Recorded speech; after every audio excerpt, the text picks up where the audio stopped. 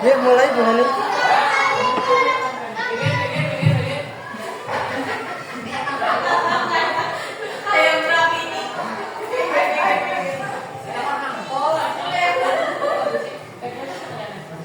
Assalamualaikum warahmatullahi wabarakatuh. Waalaikumsalam warahmatullahi wabarakatuh. Alhamdulillah.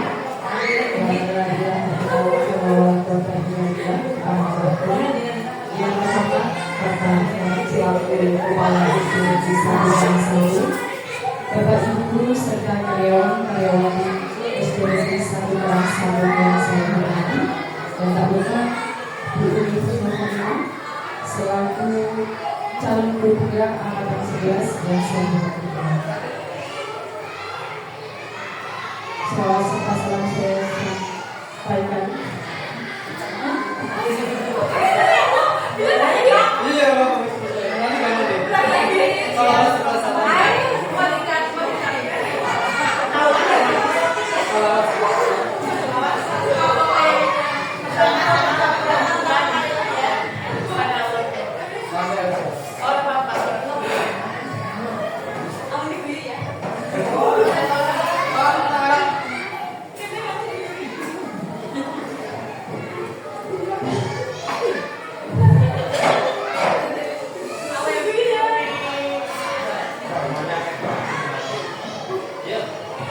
Assalamualaikum warahmatullahi wabarakatuh. Waalaikumsalam warahmatullahi wabarakatuh. Alhamdulillah, telah melawat berkahnya anak. Yang pertama, Bapak Selamat selaku Kepala Institusi Satu Satu, Bapak Ibu Guru serta karyawan Institusi Satu Satu yang saya hormati, serta Ibu Umi Kusuma selaku calon guru penggerak angkatan 11 yang saya hormati. Pertama-tama, marilah kita panjatkan puji syukur kehadiran Allah Subhanahu wa Ta'ala yang mana telah melimpahkan rahmat taufik kepada kita semua, sehingga pada pagi hari ini kita dapat berkumpul bersama untuk mengikuti kegiatan diseminasi budaya positif yang nantinya akan disampaikan oleh Ibu Umi Kusuma. Bapak Ibu yang saya hormati, izinkanlah saya selaku pembawa acara untuk menyampaikan beberapa kegiatan yang akan kita lewati pada hari ini. Yang pertama adalah pembukaan, yang kedua sambutan kepala sekolah, yang ketiga pemaparan budaya positif dari Ibu Umi Kusuma selaku calon guru penggerak angkatan 10, dan yang terakhir penutup. Bapak Ibu yang saya hormati, marilah kita bersama-sama membuka kegiatan pada pagi hari ini dengan bacaan basmalah bersama. Bismillahirrahmanirrahim. Semoga dengan bacaan basmalah bersama ini kegiatan hari ini bisa berlangsung dengan baik. Bapak Ibu yang saya hormati, acara selanjutnya adalah sambutan kepala sekolah kepada beliau Bapak Kepala Institusi Satu kami persilakan.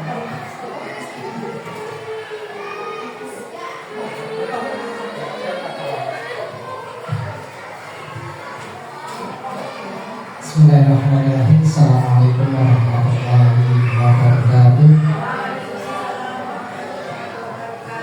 Alhamdulillah minasyaitonirrajim. Bismillahirrahmanirrahim. Alhamdulillah syukurillah wabarakatuh.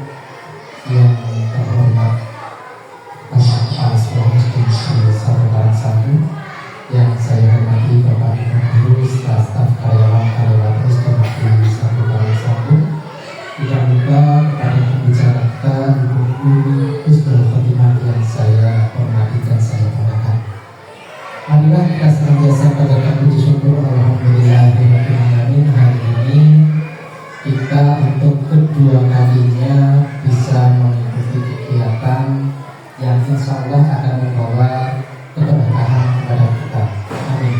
Salawat serta salam mudah-mudahan selalu kita sanjungkan ke junjungan kita Nabi Agung Muhammad SAW sebagai panutan kita dan tentunya yang sangat kita nantikan syafaatnya. Allahumma amin. Bapak Ibu yang saya hormati, izinkan saya mewakili Bapak Kepala Sekolah SD Negeri 1 Karang Satu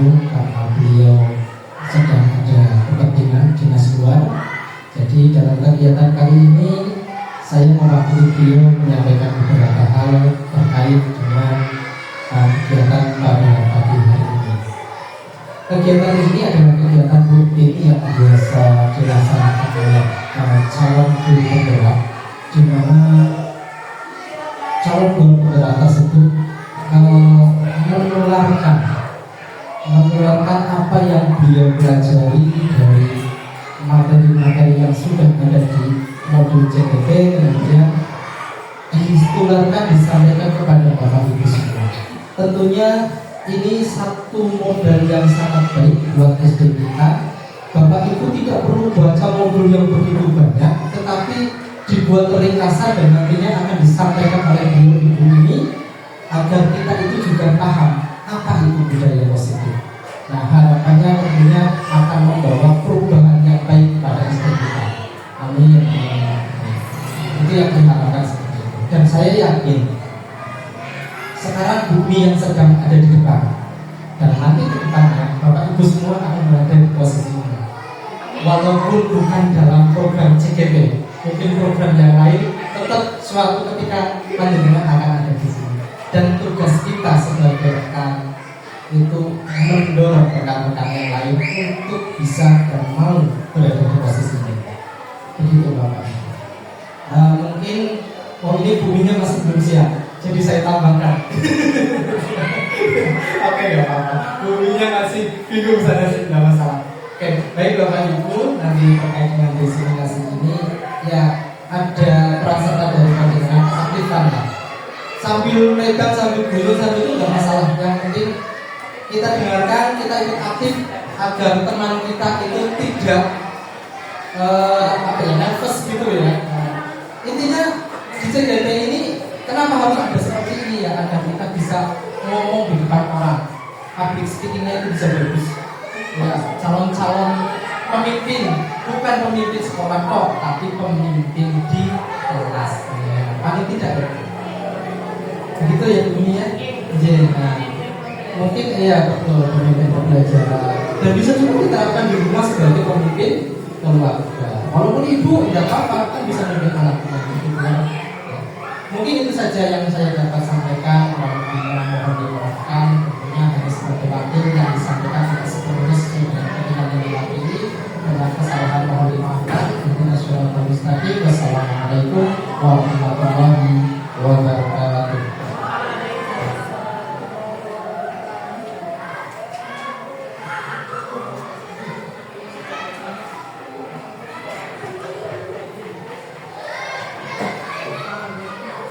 Terima kasih kepada Pak Adi Priyato selaku perwakilan dari Kepala SD Negeri 1 Karangasem Sambung. Untuk acara selanjutnya langsung ke acara inti, yaitu pemaparan budaya positif yang nantinya akan disampaikan oleh Ibu Uni selaku calon guru penggerak angkatan 10 kepada S11, mohon maaf, kepada beliau kami persilakan.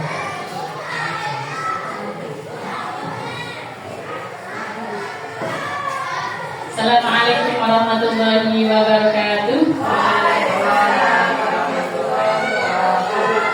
Semangat Bapak Ibu. Alhamdulillah, terima kasih.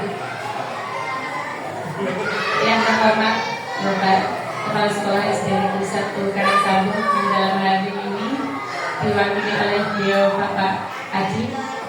Yang kami hormati Bapak Ibu guru serta karyawati SD Negeri 1 Karangasem Sambung. Perkenankan saya duduk di sini. Saya berdiri di sini untuk berbagi dengan Bapak Ibu. Siap untuk mendapatkan bagian dari saya? Ya, baik. Hari ini saya akan memaparkan tugas saya. Sebelumnya saya mengucapkan banyak-banyak terima kasih atas kehadiran Bapak Ibu mengikuti kegiatan saya. Semoga nanti acaranya berjalan dengan lancar. Terima kasih. Selanjutnya Bapak Ibu, di sini saya akan memaparkan tentang budaya positif. Sudah kelihatan di layar Bapak Ibu? Ya, baik. Nah, di sini saya mengungkapkan tentang budaya positif, dan ini ada di modul saya, modul LMS, di dalam LMS yaitu modul 1.4 yang berjudul budaya positif. Dan saya bertugas untuk menyampaikan kepada Bapak Ibu. Baik, budaya positif.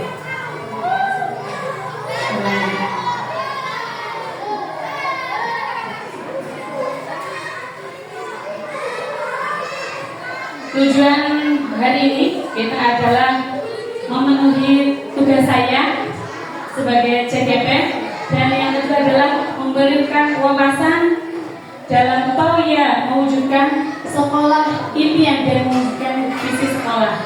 Seperti itu. Jadi nanti saya akan sedikit menggambarkan tentang yang ada di modul 1.4. Selanjutnya,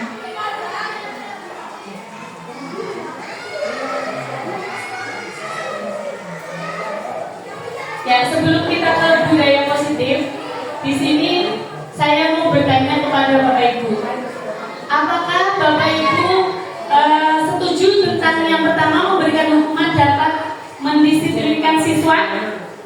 Bapak Ibu setuju dengan Bapak Ibu itu memberi hukuman? Apakah anak itu akan merasa senang? Misalkan melakukan sesuatu, hukumannya apa? Ada konsekuensinya. Setuju nggak Bapak Ibu?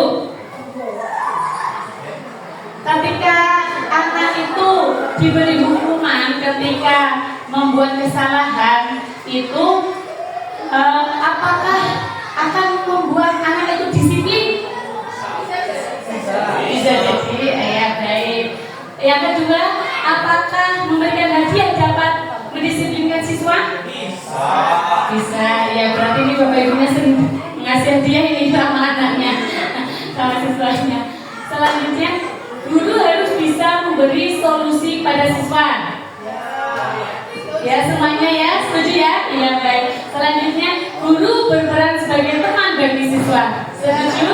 Iya, baik. Terima kasih. Nah, ini benar dan tidaknya nanti akan kita bedah di dalam materi kita hari ini.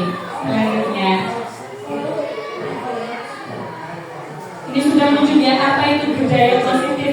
Jadi dapat benar Bapak Ibu ketika saya tampilkan di sini budaya positif.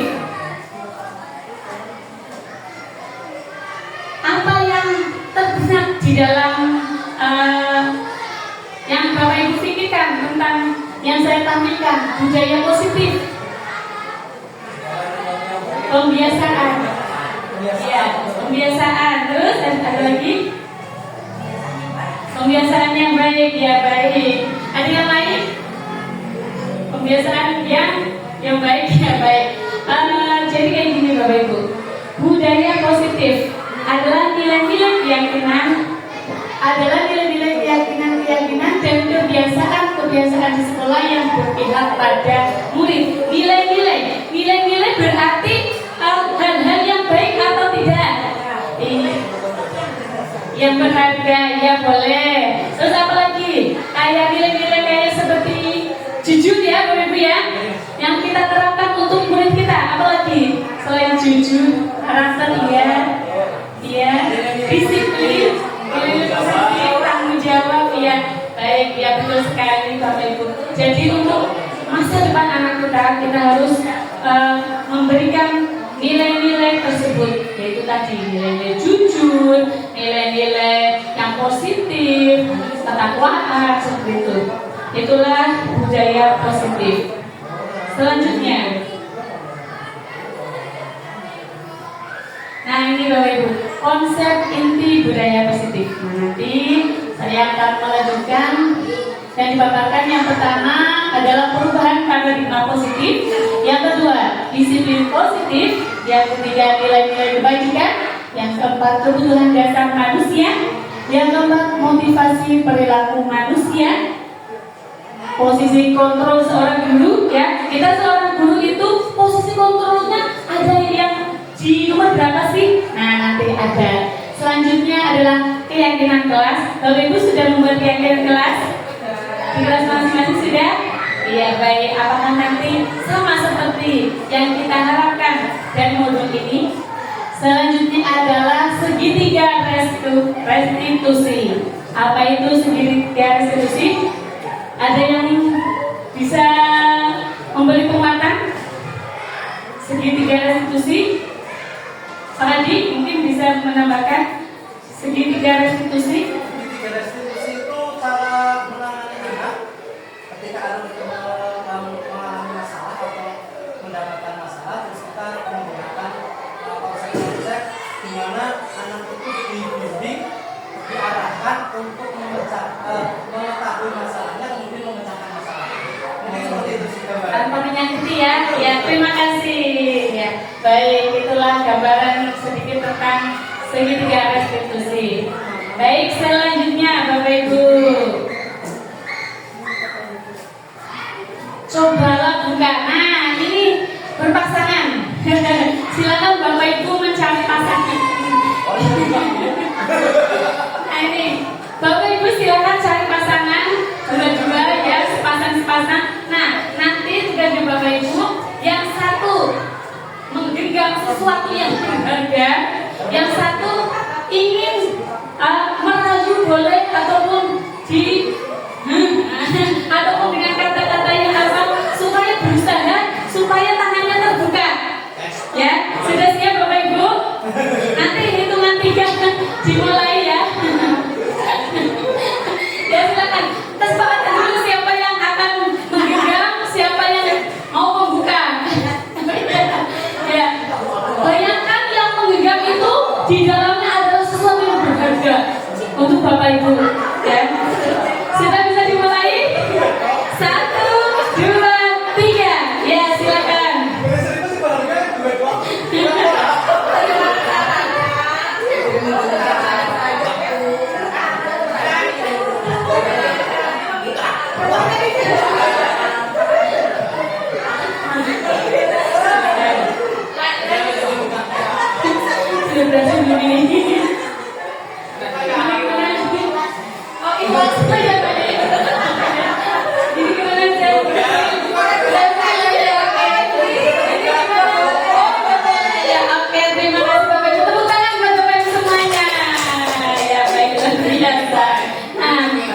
Baik Bapak Ibu, di sini intinya adalah sesuatu yang berharga itu menurut Bapak Ibu tadi ada yang menggenggam, ada yang mau membuka. Menurut Bapak Ibu yang paling benar menurut Bapak Ibu yang mana? Iya, mana? Tidak ada yang benar sih, Mas. Tidak ada yang benar ya. Iya, baik. Oke. Jadi kayak gini Bapak Ibu, kita mau membuka tangan kita, membuka dikasihkan sama orang yang minta sama kita, itu pasti ada motivasinya. Iya tidak Bapak Ibu? Ada yang tadi dirayu-rayu? Ya. Ada yang mungkin ada ya. Nah, itulah Bapak Ibu. Seperti murid kita itu mau melakukan sesuatu pasti ada karenanya. Nah, seperti Bapak Ibu tadi, ada yang tidak mau membukanya. Ada yang membukanya karena mungkin ada tadi dirayu, kena rayuan. Mungkin karena ada imbalan sehingga mau menyerahkan sesuatu yang berharga itu. Terus yang tidak mau karena memang dari dirinya memang tidak mau seperti itu. Ada di dalam dirinya, tertanam dalam dirinya itu tidak mau membuka. Motivasi dalam dirinya sendiri, bukan dari orang lain. Yang tadi membuka berarti itu masih orang lain. Baik, selanjutnya.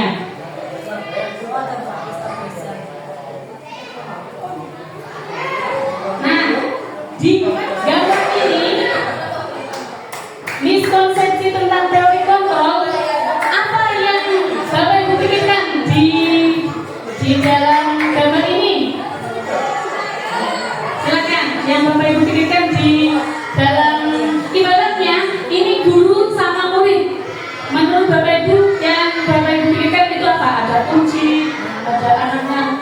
dikunci itu ada yang bisa menjelaskan mungkin? Silakan. Jangan.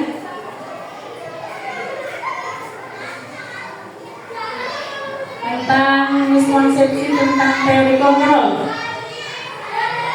Bisa Ya. Ilusi guru mengontrol murid ya.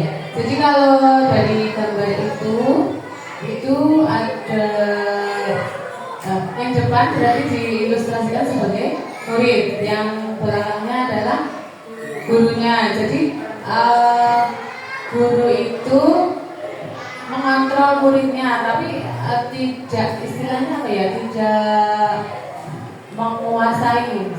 Murid masih punya keputusan, sedangkan gurunya itu hanya mengontrol. Seperti itu mungkin ya, Bu? Oh ya, baik, terima kasih. Ada yang lain? Masukan yang lain? Ya, silakan. Gak nyampe ya. Oke, terkait dari gambar itu dari teman-teman saya itu berarti seolah-olah itu kan kalau diputar kayak gitu kayak mainan kita zaman dulu ya. Nah kalau tidak diputar tidak gerak gitu kan. Nah berarti segala tingkah laku, gerakan siswa, gerakan murid itu digerakkan oleh guru. Mungkin dalam hal ini gerakan itu mungkin sifat atau karakter anak itu dibentuk oleh guru, mungkin seperti itu.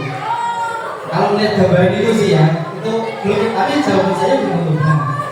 Mungkin gambar saya gini, mungkin yang lain mungkin UMC biasanya paham. Ya, baik, tepuk tangan buat semuanya. Ya, oke. Ya, jadi Bapak Ibu, teori miskonsepsi tentang teori kontrol ini ya, bahwasannya ilusi bahwa semua muatan positif, efektif dan bermanfaat. Dulu Bapak Ibu, bermanfaat semua apa enggak? Misalkan kayak murid itu ketika mendapatkan prestasi itu dikasih hadiah, itu bermanfaat atau tidak? Bermanfaat. Tapi itu membuat ketergantungan atau tidak? Ketergantungan ya. Kalau ketergantungan menurut Bapak Ibu memberikan hadiah, apakah termasuk positif, efektif dan bermanfaat?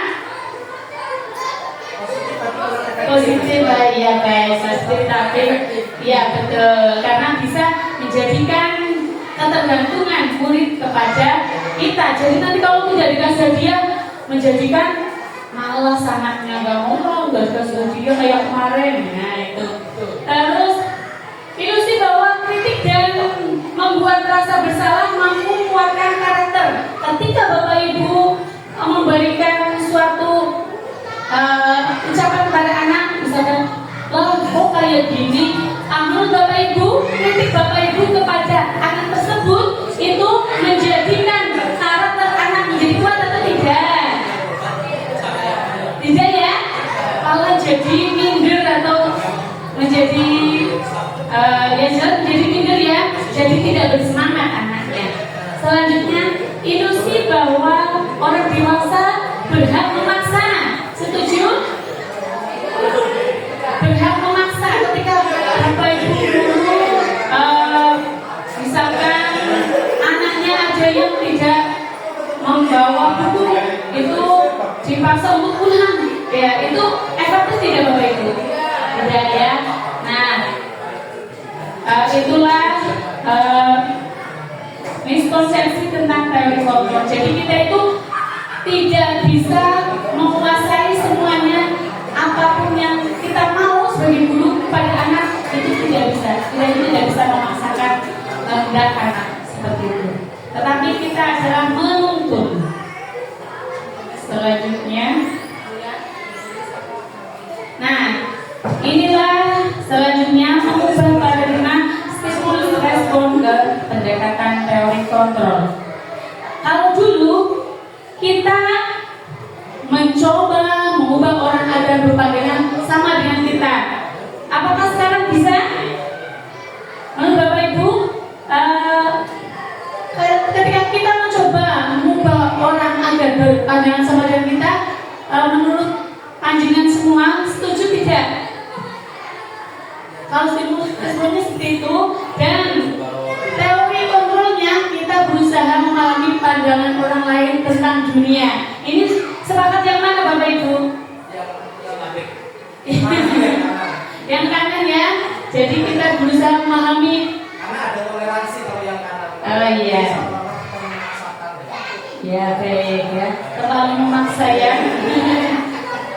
Selanjutnya, perilaku buruk dilihat sebagai suatu kesalahan. Ketika murid Bapak Ibu melakukan kesalahan yang jelek, itu melakukan sesuatu itu menurut Bapak Ibu apakah langsung dijas? Langsung dikasih hukuman? Ya harusnya tidak. Tidak ya.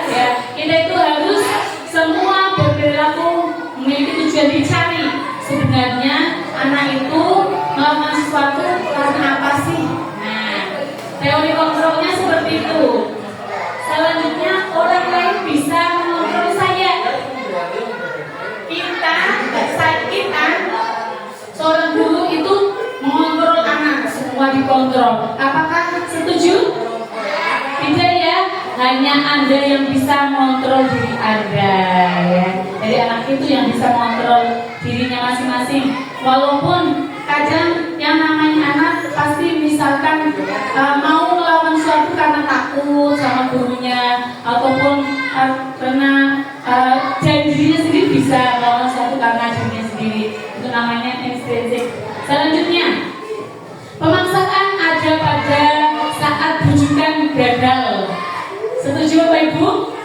Pemaksaan ada pada saat bujukan gagal. Terus responnya sebenarnya seperti itu biasanya.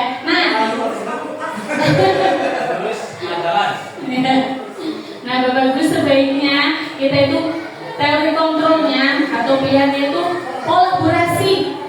kolaborasi dan konsensus menciptakan pilihan-pilihan baru. Jadi kebersamaan seperti itu ya. Selanjutnya model berpikir menang atau kalah. Jadi ada yang saling menjatuhkan itu. Menurut Bapak Ibu sepakat nggak? Nanti di situ kalau ketika ada kalah menang nanti pasti akan ada yang tersakiti. Maka dari itu teori kontrol pilihannya adalah model berpikir menang. Jadi kita sama-sama bahagianya seperti itu. Jadi sampai sini ada pertanyaan Bapak Ibu? Belum ada? Belum? Ya baik, terima kasih. Kita lanjutkan.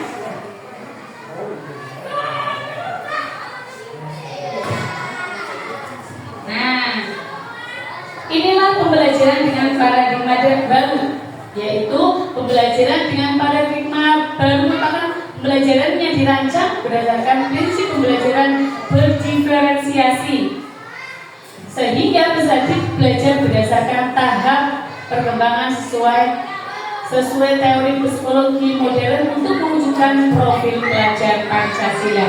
Jadi paradigma baru sekarang ya, sebaiknya kita itu mengikutinya, yaitu pembelajaran yang berpihak pada murid. Ya betul. Jadi kita harus bisa melayani murid, keperluannya murid seperti apa kita layani sepenuh hati, seperti itu.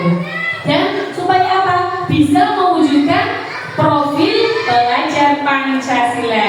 Bapak Ibu masih ingat lagu profil pelajar Pancasila? Yang baik. Mau di depan. Coba kita bersama-sama mengingat kembali profil pelajar Pancasila. Jadi kita lakukan bersama. Yuk, 1, 2, 3. Profil pelajar Pancasila, beriman dan bertakwa pada Tuhan Yang Esa dan berakhlak mulia, berkebinekaan global, gotong royong mandiri, kreatif dan bernalar kritis. Yang tangan Bapak Ibu semuanya. Terima kasih Mas, semangat ya. Ya, alhamdulillah. Baik. Selanjutnya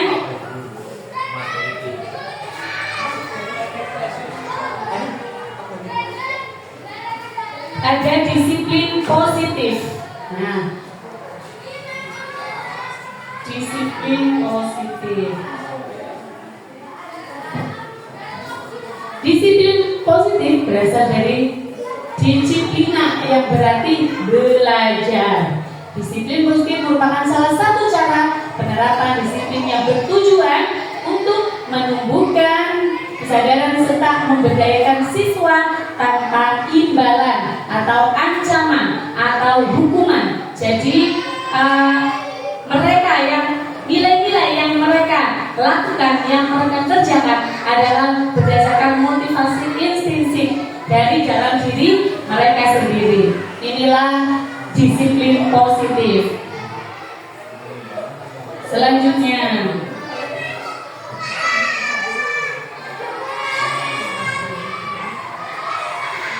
baik, sampai sini ada pertanyaan lagi? Tidak ada? Oke, baik. Selanjutnya nilai-nilai kebajikan universal.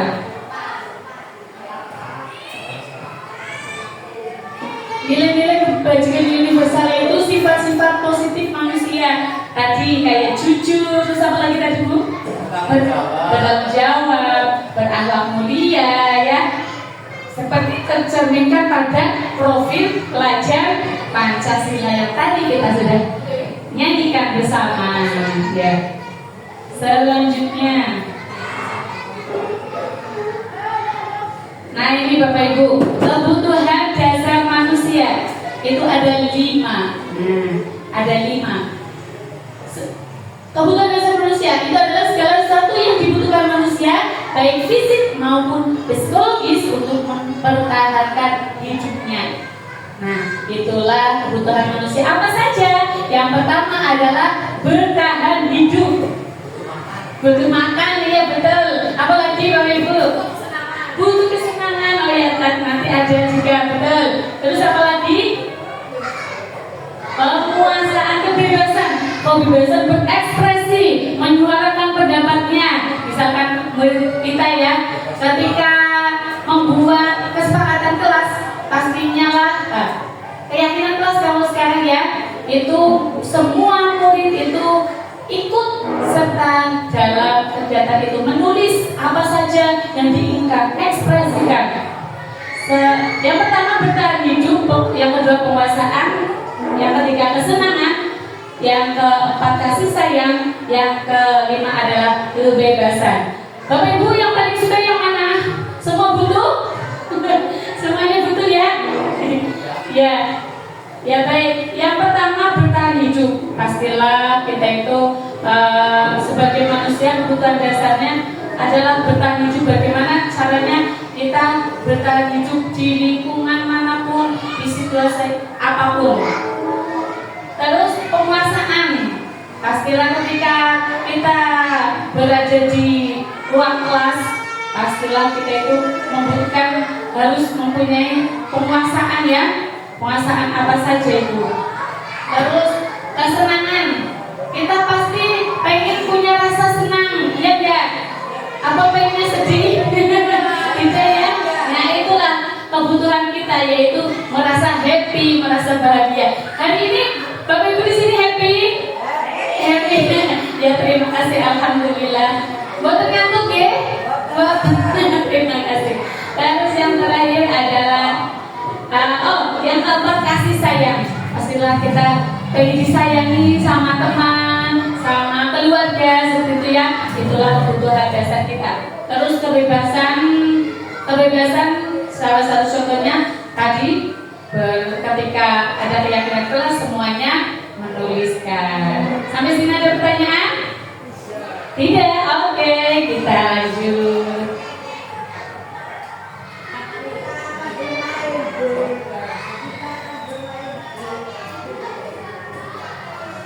Nah, Bapak Ibu,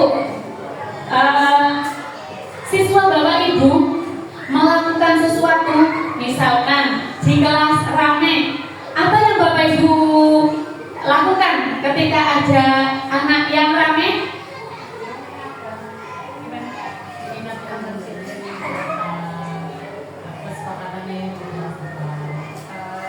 Ya baik, terima kasih. Kalau Bu Dian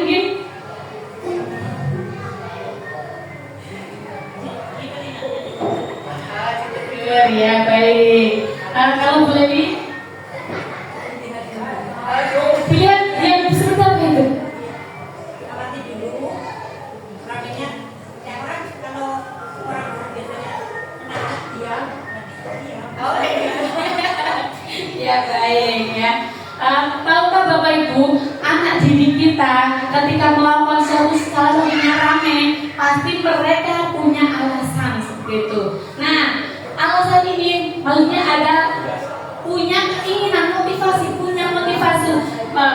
pengen motivasi. Jadi punya motivasi dalam dirinya.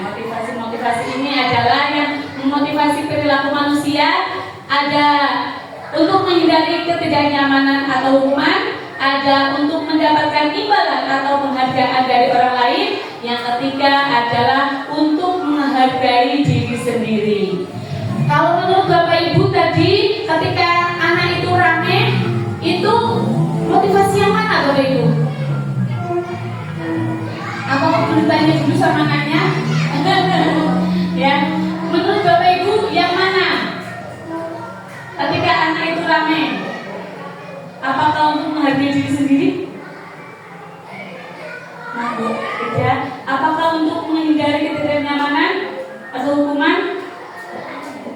Tidak ya. Untuk mendapatkan imbalan harga? Oh ya, tidak ya. Mendapatkan perhatian ya, baik ya, mendapatkan dan kebutuhan manusia tadi ya, mendapatkan kasih sayang ya. Baik, motivasi perilaku manusia. Pertanyaannya lagi, Bapak Ibu datang ke sekolah ini itu mengikuti yang mana? Datang ke sekolah ini mengajar di kelas itu datang tepat waktu, itu Bapak Ibu motivasinya yang tergolong yang mana coba? Semuanya.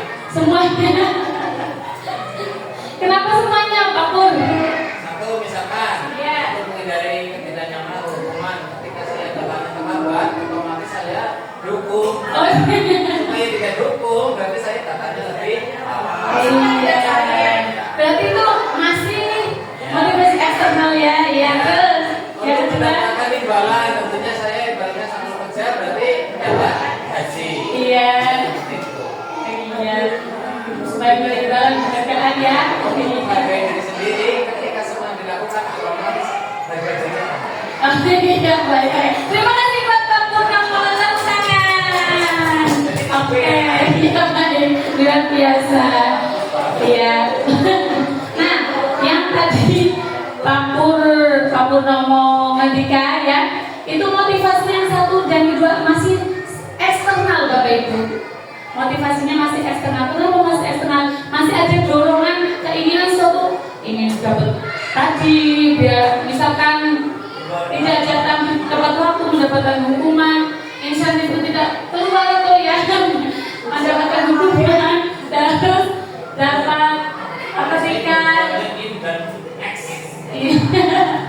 ketika datangnya terlambat nanti ditegur sama kepala sekolah ya, bisa jadi masih eksternal. Sedangkan ketika Pak Purnomo ingin menghargai dirinya sendiri dengan tepat waktu, memang betul-betul ada kesadaran dalam dirinya, berarti termasuk motivasi internal. Dan yang paling bagus yang mana Bapak Ibu? Bagus semua. Nah, kalau yang pertama eksternal itu masih kadang-kadang berubah seperti itu. Tetapi kalau yang internal memang dari dalam lubuk hati, tidak yang paling dalam, pengen mengajar anak-anak supaya sesuai dengan profil belajar Pancasila, ataupun supaya hatinya tenang dengan mengajar itu tepat waktu. Nah, itu sudah termasuk internal dan tidak akan tergoyahkan seperti itu Bapak Ibu. Ya, baik. Selanjutnya, posisi kontrol restitusi. Nah, kita sebagai guru itu haruslah mempunyai 5 posisi kontrol. Yang pertama adalah posisi penghukum. Nah, kalau posisi penghukum itu menurut Bapak Ibu baik tidak? Kalau Bapak Ibu sebagai guru, ketika kontrolnya itu sebagai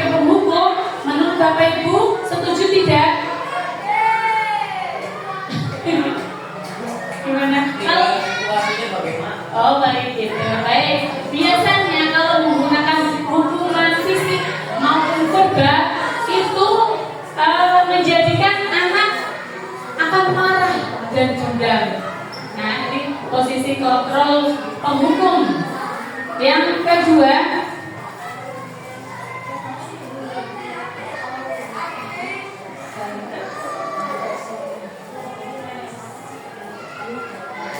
kedua, adalah sebagai pembuat rasa bersalah, menggunakan suara yang lembut dan membuat tidak nyaman, hasilnya merasa bersalah dan menggendam emosi.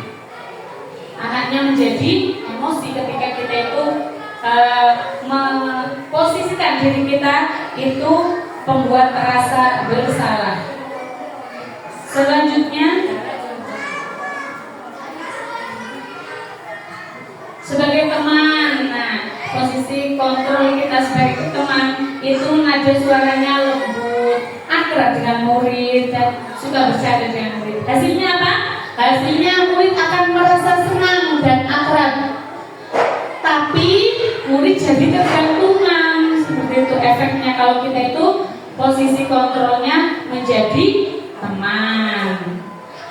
Selanjutnya ada sebagai pemantau. Pemantau ini yang dimaksud adalah seorang guru itu kepada muridnya nada suaranya datar, bahasa tubuhnya formal, dan hasilnya murid memahami konsekuensi. Dan murid tidak merasa nyaman karena sebagai pemantau, dipantau terus. Selanjutnya, posisi kontrol manager, nada suara tulus, bahasa tubuh tidak kaku, mendekat ke murid, dan hasilnya murid akan bertanggung jawab dan menemukan solusi. Jadi posisi 5 kontrol ini, Bapak Ibu, yang paling sering dilakukan yang mana ini Bapak Ibu? Semuanya sering dilakukan. Kalau sudah pernah semuanya, yang paling Bapak Ibu sukai yang mana? Posisi kontrol kita. Apakah manajer, apakah teman, apakah pemantau, apakah penghukum? Ya. Pemantau. Pemantau. Kenapa Pak Haji? Ya saya sukanya melihat sedikit mendengar. Tapi kan menjadikan anak itu jadi Diawasi lah ya. iya, merasa diawasi ya. Nah, menurut Bapak Ibu ini yang paling sik sesuai posisi kontrol kita kepada anak itu yang mana? Kalau di situ berarti yang diharapkan yang manajer. Iya. Tapi yang di lapangan ya harus disesuaikan dengan kondisi. Iya baik. Ya baik. Tapi manajer paling terbaik ya Bapak Ibu ya. Ya itu manajer. Iya. Kalau kita pengen mewujudkan visi kita, berarti kita harus memposisikan diri kita itu menjadi manajer Bapak Ibu, supaya tercipta generasi berprofil Pancasila.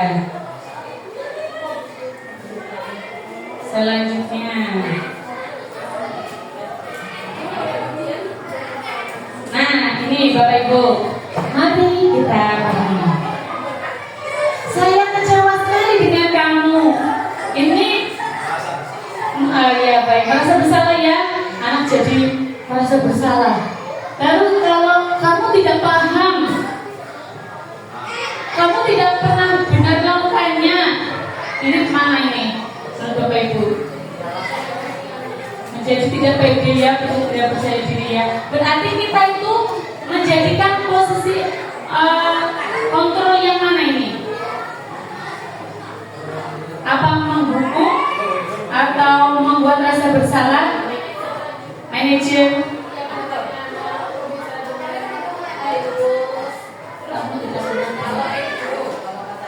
Kata-kata ini maksudnya ini posisi kontrol kita masuk yang mana? Kamu tidak pernah benar melakukannya. Menghukum ya? Iya, menghukum betul. Ya. Anak menjadi pasti marah ya, dendam ya. Iya betul, nggak mau coba lagi ya. Nanti motivasinya hilang, motivasi intrinsiknya hilang. Selanjutnya, ayolah kamu lakukan demi saya ya. Ayolah. Ini sebagai apa? Posisi kontrol kita.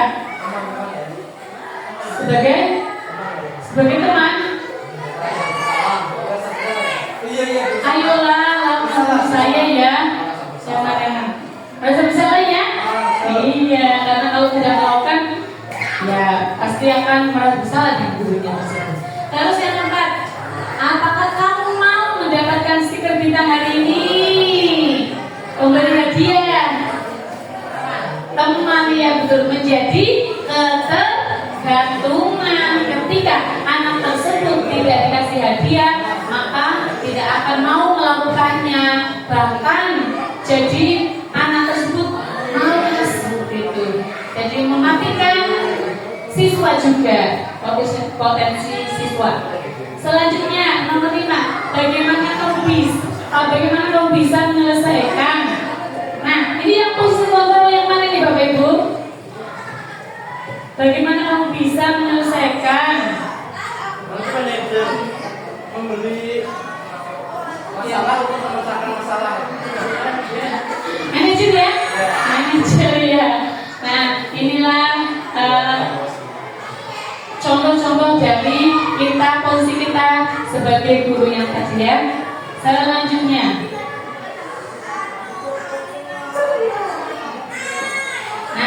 selanjutnya adalah restitusi segitiga.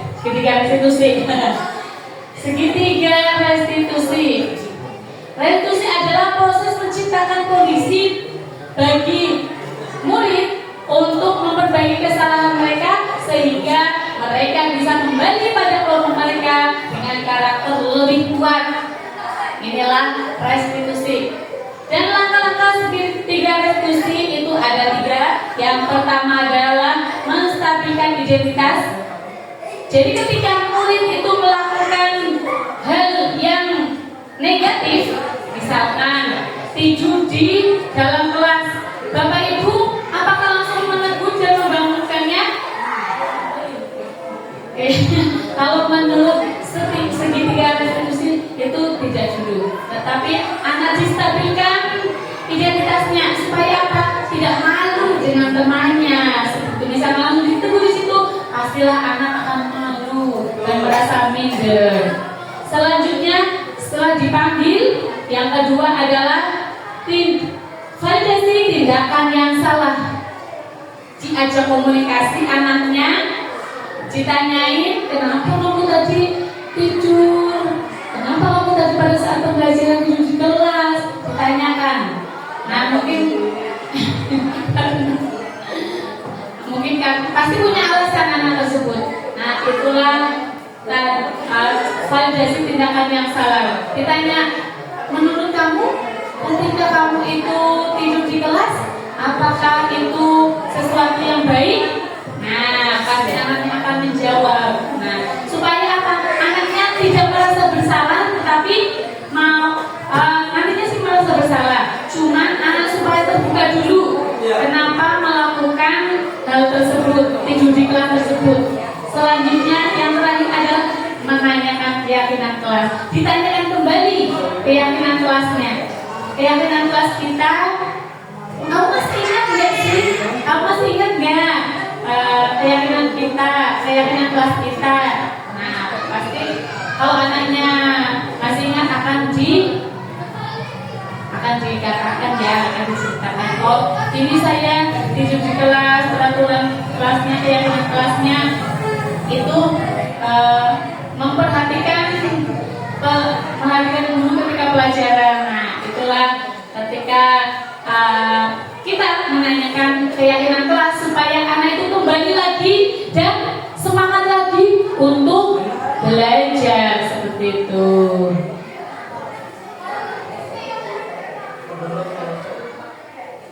Selanjutnya adalah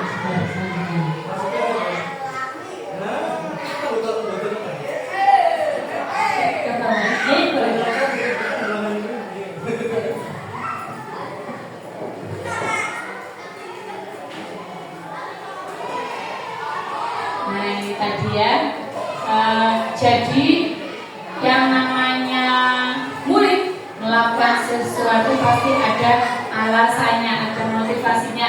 Nah, restitusi itu adalah hal terbaik dalam kita menyikapi anak. Ketika kita itu melihat anak melakukan sesuatu, itu restitusi adalah jalan terbaik. Selanjutnya, nah ini adalah kemarin saya melakukan restitusi pada anak ya. Silakan, bisa ada suaranya enggak?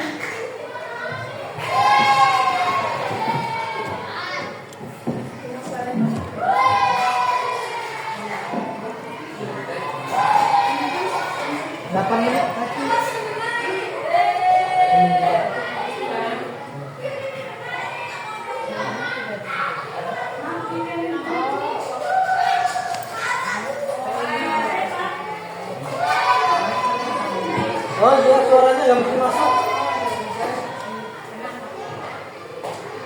Suaranya nggak mungkin masuk.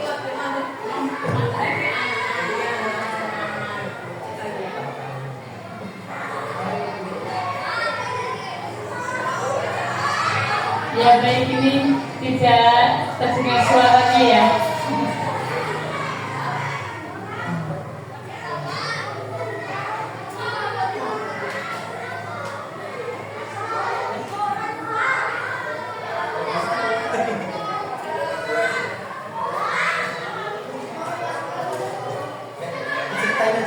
Ya baik, di sini saya akan menceritakan hasil restitusi saya dengan anak yang kasusnya adalah anak ketiduran ketika pelajaran di kelas, sedang pelajaran anaknya tidur. Nah, pertama saya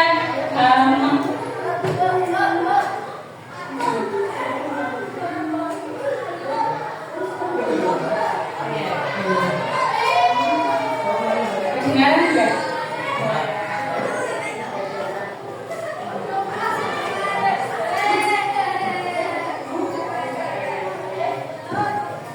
Iya, supaya bisa lebih tahu ya, kayak pakai alarm ya, terus tahu tapi ya. Nah ini dia,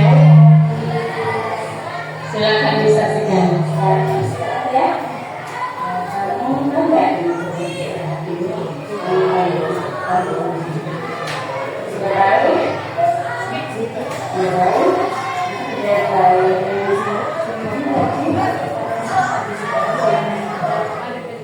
Nah, ini tahapan yang pertama. Jadi saya itu tidak langsung memarahi anak tersebut, membangunkan anak tersebut, tetapi anak tersebut saya panggil ke ruangan.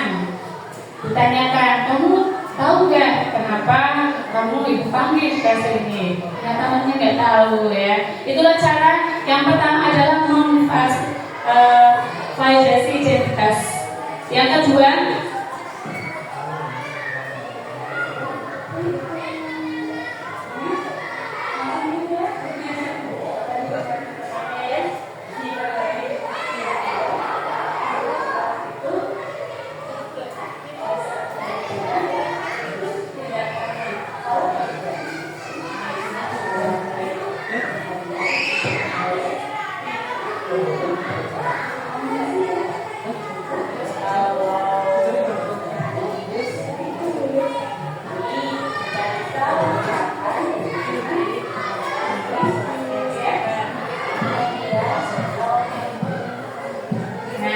yang kedua adalah validasi tindakan bersalah.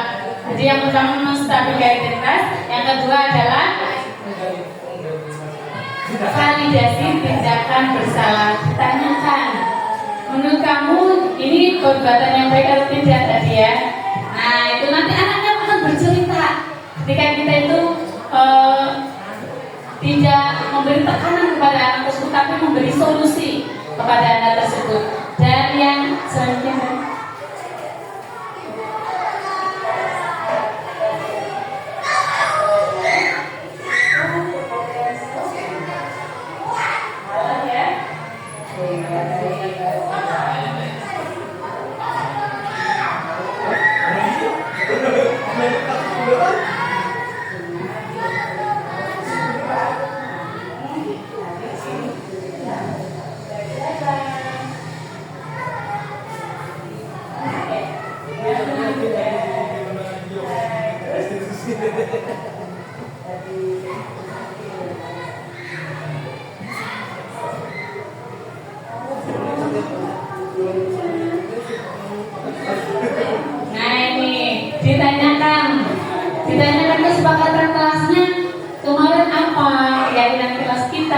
sudah disepakati bersama yang ditanyakan dan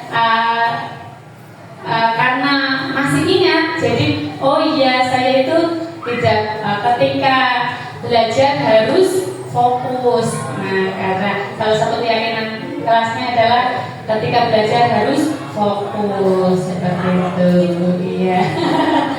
Ini alasannya karena tidurannya itu karena malamnya itu mainan HP seperti itu, tidurnya jadi kemalaman. Itu orang tuanya perlu dipanggil itu. Ya kita jadi ketika kita ada kasus seperti itu, kita dekati dulu, lihatnya restitusi anak dulu. Ketika anak sudah misal ada perubahan, mau berubah, nah itu berarti sudah bagus. Tetapi semisal tidak ada perubahan, nah perlu tindakan yang lain seperti itu. Ya baik, selanjutnya.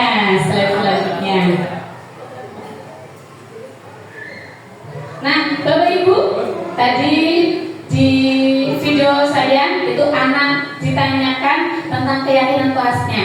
Nah, menurut Bapak Ibu, apakah sama keyakinan kelas dengan peraturan kelas? Sedikit berbeda sedikit ya. Ya baik. Ada yang lain? Kalau Pak Adi sedikit, kalau Bu Nurjana? Beda ya. Ya, kenapa beda Bu Nurjana? Silakan bisa sedikit dipaparkan tentang perbedaan. Kalau sebetulnya ya hampir mirip. Peraturan itu biasanya ada yang membuat, jadi anaknya itu tinggal menurut. Ya, misalnya guru kelasnya membuat peraturan, tidak boleh ini, tidak boleh ramai dan sebagainya. Misalnya, anak kan harus menurut. Sedangkan terkadang karena itu sifatnya menurut kan berarti dipaksa, bukan karena kemauan anak. Nah, kalau keyakinan itu anak meyakini sesuatu, misalnya kita buat keyakinan kelasnya, misalnya pada saat belajar anak-anak kita anteng ya, itu berarti sudah kesepakatan dengan teman-temannya dan atas inisiatifnya dari anak sendiri. Mungkin itu akan lebih mengenal di anak seperti itu. Terima kasih Bu Nurjana. Tepuk tangan buat Bu Nurjana. Ya, baik, luar biasa sekali pemaparannya. Betul sekali bahwasanya kalau peraturan kelas pasti cuma dari satu arah saja. Jadi dari gurunya saja buat ditempel ya, tanpa anak tahu, tanpa anak itu suka atau tidak suka harus menjalankan. Itu namanya peraturan kelas. Tetapi kalau keyakinan kelas itu berdasarkan kebersamaan. Semua adalah sesuai dengan apa yang anak-anak inginkan, dan gurunya juga menyepakati semuanya atas kolaborasi antara murid dan juga gurunya, seperti itu. Baik, selanjutnya. Oh ya, dan juga tahukah Bapak Ibu, kalau peraturan itu yang timbul adalah eksternal, jadi tidak mendarah daging. Tetapi kalau keyakinan itu karena dalam dirinya sendiri, jadi mereka akan bertanggung jawab, berusaha untuk tanggung jawab atas yang dikerjakannya, seperti itu. Ya, selanjutnya. Nah, coba perhatikan beberapa pernyataan berikut. Gunakan helm bila mengendarai kendaraan bermotor. Nah, menurut Bapak Ibu, ini keyakinan apa peraturan? Peraturan. Peraturan atau keyakinan?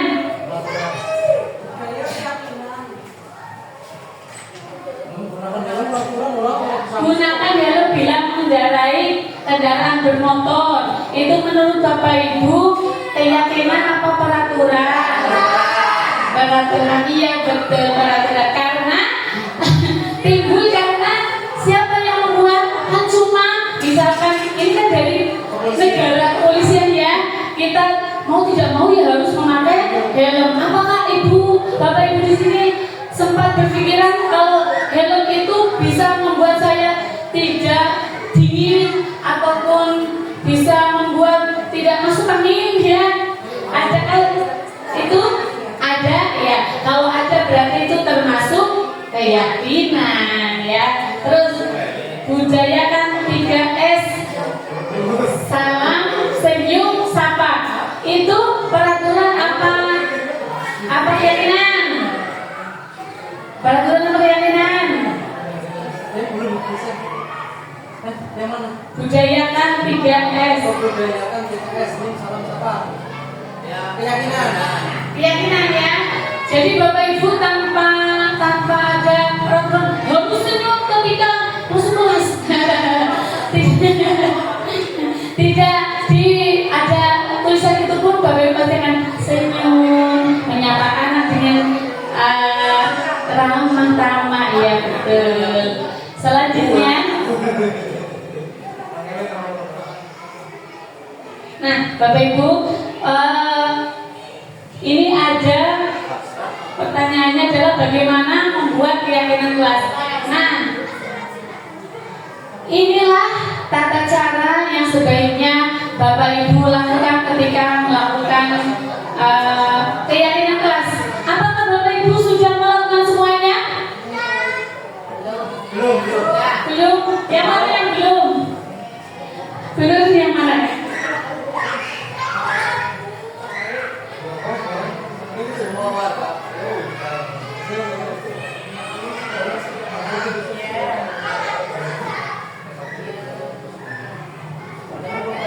Yang mana? Sudah semua. Oh iya baik. Bagaimana membuat keyakinan kelas yang baik? Yang pertama lebih akrab dari peraturan, lebih terlihat seperti itu. Bahasanya itu mudah dipahami, tidak kiasan seperti itu, mudah dipahami abstrak. Terus berupa pernyataan yang universal, menyeluruh. Misalkan bertanggung jawab, ya harus misalkan disiplin, ya itu adalah contoh-contoh pernyataan universal. Terus dibuat dalam bentuk kalimat positif. Nah ini, jadi ketika membuat peraturan kelas, kalimatnya harus positif. Contoh kalimat positif, kalimat negatif. Tidak makan di kelas saat pelajaran. Nah itu menurut Bapak Ibu kalimat positifnya apa? Ya, itu kan kalimatnya. Kalimat positifnya apa?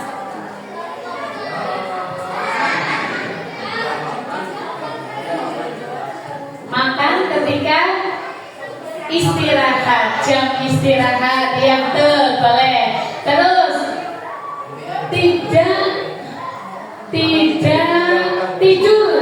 tidak tidur saat jam pelajaran. Nah, kalimat positifnya apa itu Bapak Ibu? Fokus dalam pelajaran. Iya betul. Nah itulah contoh-contoh dari ketika kita membuat suatu peraturan, suatu keyakinan kelas itu haruslah berbentuk kalimat positif. Sudah seperti itu Bapak Ibu? Sudah. Masya Allah, alhamdulillah. Selanjutnya sedikit saja agar mudah dimengerti, ya.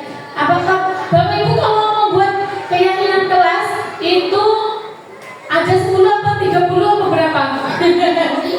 Ya, sebaiknya yang mudah diingati ya betul. Keyakinannya betul-betul dikerjakan. Jadi mendalam di dalam diri mereka, hafal tanpa mereka itu menghafal dengan sendirinya karena sudah merupakan keyakinan.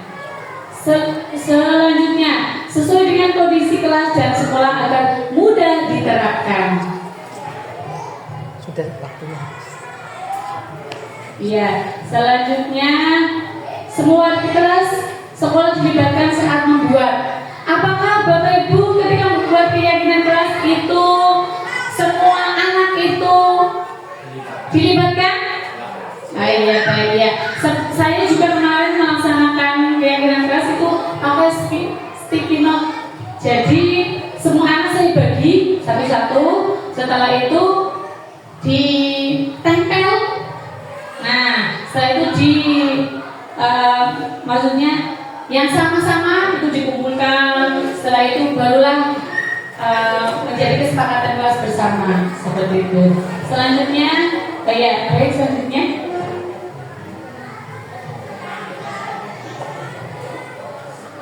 Tentukan keyakinan dan peraturan berikut. Selalu kembalikan buku ke tempatnya. Nah, itu termasuk apa Bapak Ibu? Kembalikan buku pada tempatnya.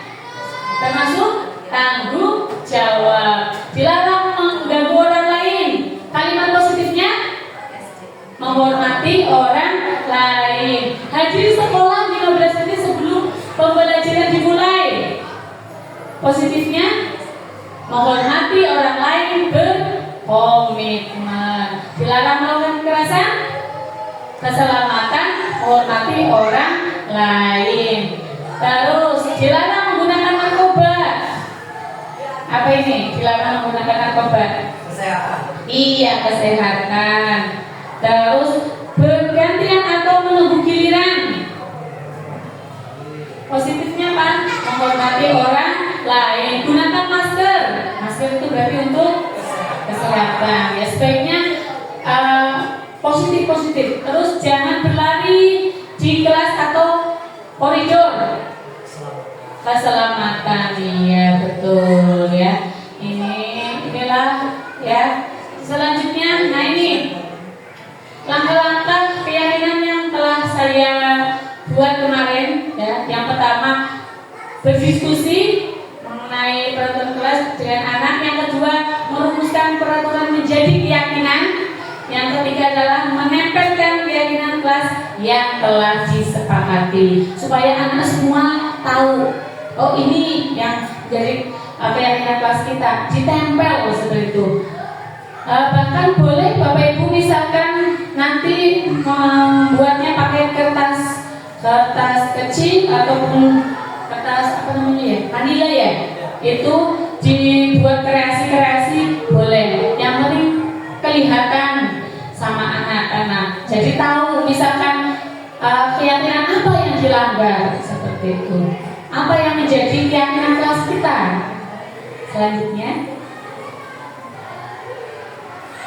baik Bapak Ibu, sudah di penghujung acara, alhamdulillah. Nah, mari intinya Bapak Ibu dari pemaparan saya, mari kita berkolaborasi, belajar bersama, saling mendukung demi mewujudkan disiplin positif di sekolah kita sehingga tercipta karakter profil pelajar Pancasila. Sampai sini ada pertanyaan Bapak Ibu? Tidak ada?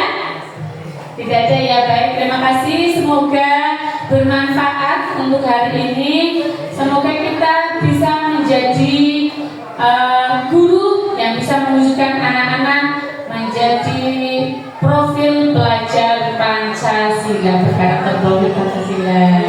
Ya, tidak ada ya, tidak pertanyaan.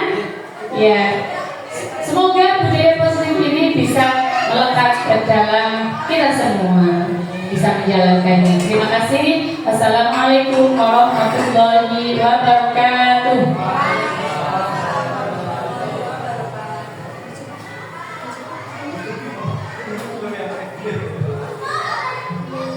Terima kasih kepada Ibu Sumberwan yang telah memberikan pemaparan yang sangat baik mengenai budaya positif untuk sekolah kita.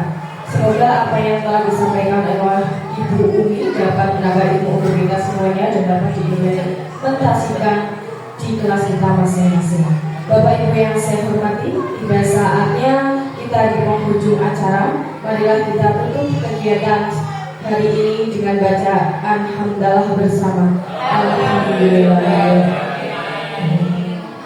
Bapak Ibu, saya selaku pembawa acara mengucapkan terima kasih kepada Bapak Ibu semuanya karena telah mengikuti kegiatan hari ini dari awal sampai akhir, dan kami memohon maaf yang setulus-tulusnya apabila terdapat kesalahan kata baik disengaja maupun tidak disengaja.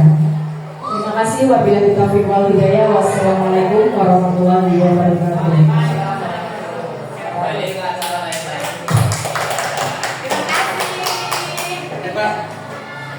Sip. Untuk pakai HP 2, yang satu tetap nggak bisa muat. Yang satu aman. Ya aman. Oke, Bapak Ibu, sesuai dengan nama